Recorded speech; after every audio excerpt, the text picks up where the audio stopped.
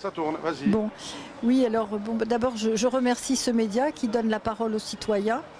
Voilà, et alors à l'heure actuelle, en cette période d'élections législatives, un point me préoccupe, enfin, il y en a plusieurs, il y en a énormément, mais enfin, moi, en tant qu'ancienne enseignante, j'ai conscience et j'ai vécu de près le harcèlement moral qui est reconnu comme un fléau à l'éducation nationale.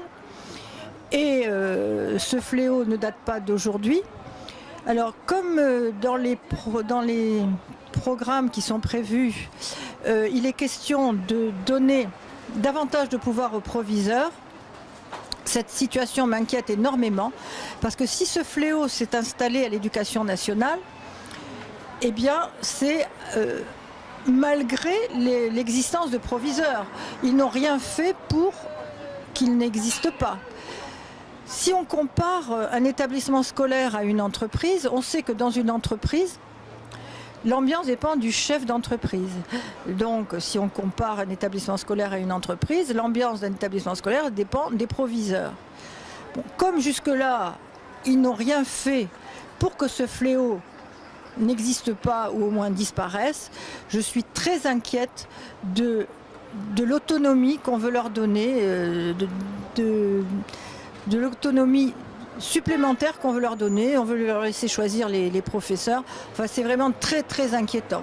Du point de vue du harcèlement moral, c'est un problème gravissime qui touche les jeunes qui sont la société de demain. Donc que vont-ils faire lorsqu'ils seront dans leur vie adulte, hein? On sait maintenant déjà que ce harcèlement moral, il faut avoir la chance de pouvoir le surmonter.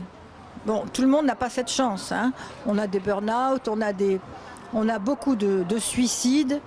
Bon, voilà, où on en meurt, où on est plus fort, hein. Bon, voilà. Donc, combien de personnes peuvent en sortir de ce système morbide, mortifère, délétère, qui touche quand même de nombreux établissements scolaires. Et on a encore une actualité dramatique avec cette jeune qui a mis le feu à sa camarade. Voilà. Et bon, voilà. Ce gros problème me préoccupe énormément, dans la mesure où il touche la base de la société. Voilà, je vous remercie de m'avoir donné la parole.